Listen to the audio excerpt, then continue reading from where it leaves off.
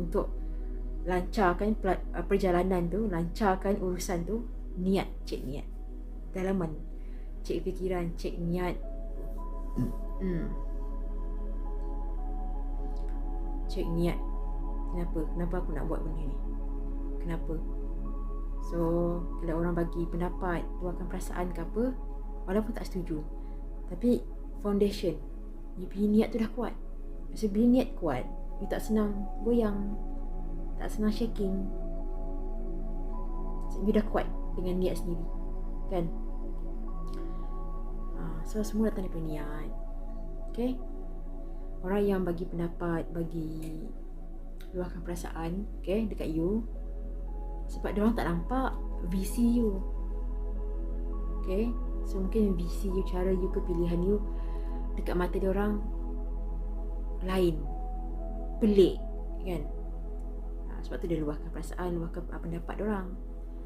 Tapi you sendirilah kena kuatkan diri, jalan terus, teruskan buat. Teruskan kembangkan benda tu, kembangkan lagi buat benda tu, kan. Nanti dah nampak hasil, dah nampak buah tu, hasil tu, terdiamlah orang-orang yang tak setuju tu. Memang terdiam.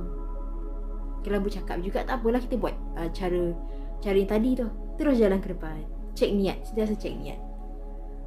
Cek niat, niat dah kuat, betul, tu je.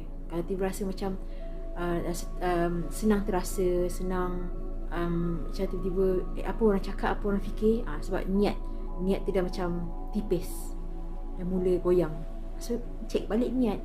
Biasa tu, kita sentiasa cek balik. Macam kita solat, kita solat ni bukan sebab kita baik, kan? Sebab kita pendosa, banyak dosa.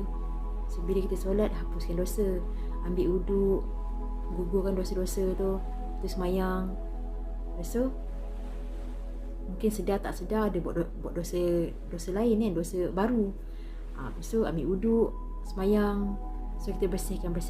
Sama juga macam niat, kena sentiasa cek, bersihkan niat. Sentiasa cek niat tu kuat, InsyaAllah apa pun nak buat jadi lancar lah. Macam ada benda push, jadi semangat lah, bersemangat sebab niat tu dah kuat, dalaman. Macam tu.